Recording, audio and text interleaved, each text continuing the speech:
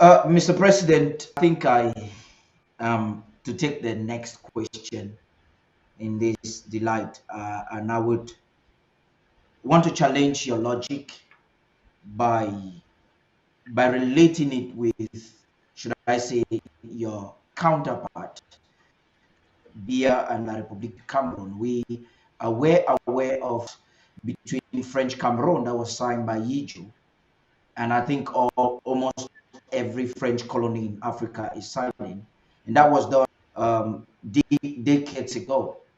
We know that La République du Cameroon and France have a firm relationship, firm ties in war, and we've seen that in many different counts.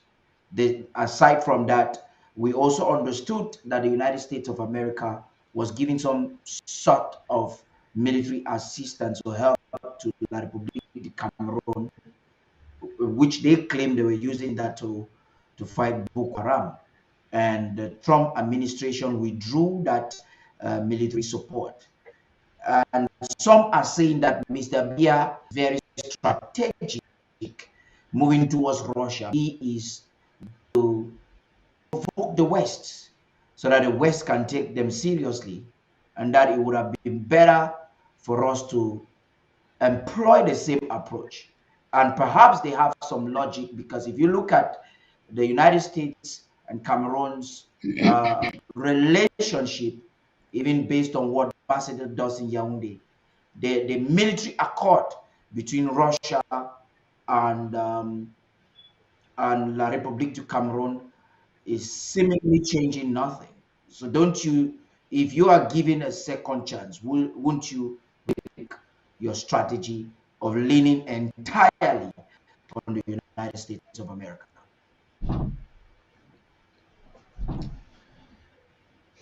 If you understand the geopolitics of the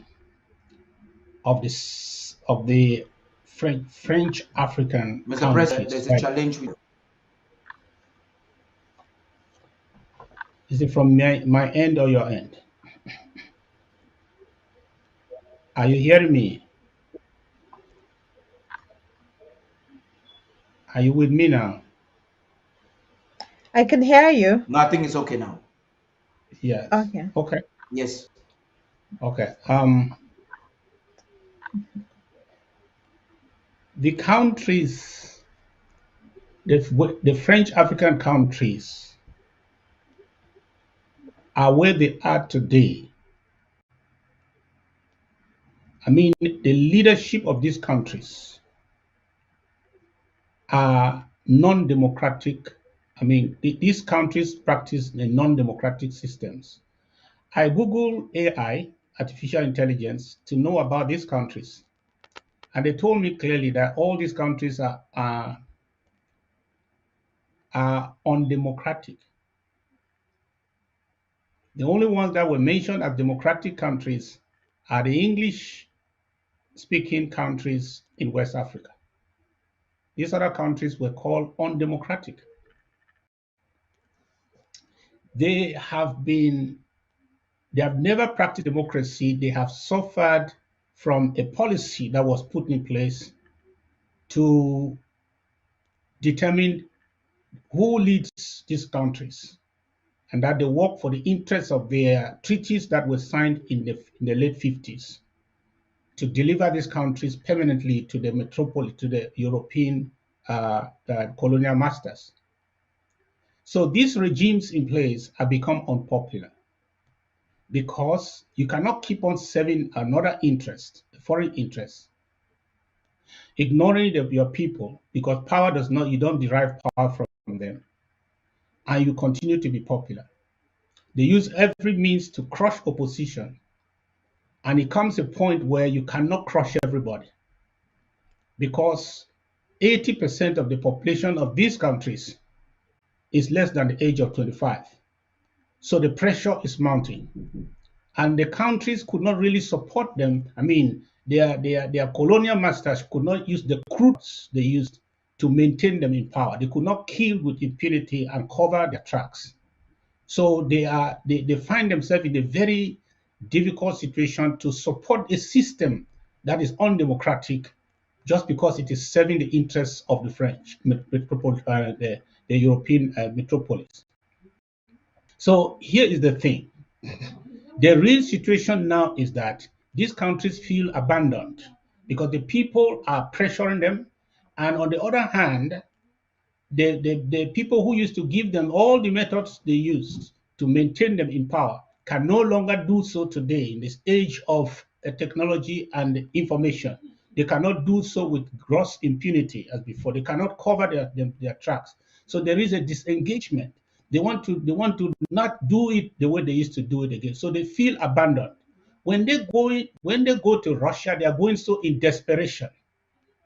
When La République, when Chad, when Central Africa, when Gabon, and when all these countries are moving away from the French, they are not doing so for any reason but for out of desperation because the pressure is mounting under their feet, and the French can no longer send mercenaries to eliminate and kill thousands of people who are now disenfranchised, who are disgruntled, who are the victims of a system that has not worked for them. So they are going to Russia not because Russia will come and be the godfather that these people have not. Going to Russia for survival because Russia is a market. Russia is an arms market. Russia is not coming to any of them for strategic alliances in terms of development. No, tell me everywhere that they are, the Russians are there to sell. The Wagner Group is there to make sure they get weapons just for the survival of these regimes. And the only reason why they are accepted is because of the anti-Western sentiment that has settled. They are not being celebrated for what they are doing for the people, but they are being celebrated out of a logic of retaliation, because those who supported these regimes are now seen to be part of the problem. So these regimes, La Republic is going towards Russia just for their own regime survival. It's for regime survival. It's not for because they want to come and be better than what America has been or what France has been to Cameroon. No, because in every relationship they have with Russia, they are the ones spending. They are paying for the things. They are paying with their resources. They are paying with money they are stealing and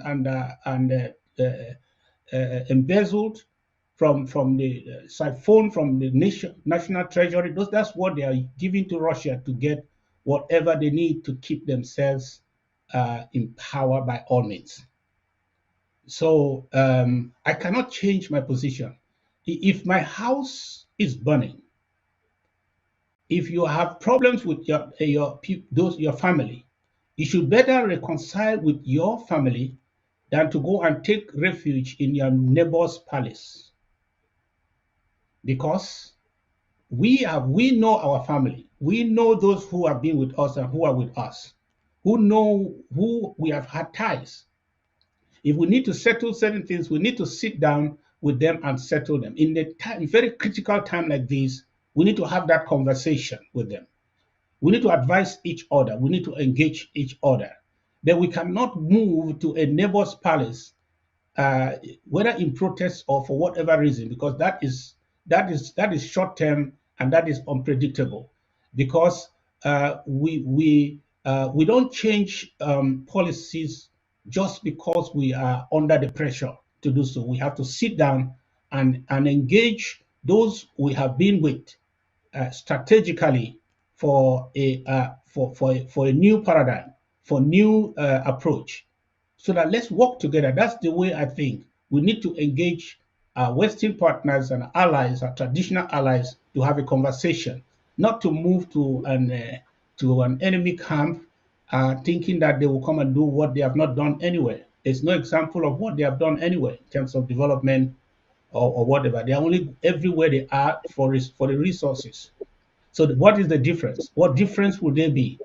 Today, if they are seen to be liberators, it's because they are not in charge. They are not the seated ones.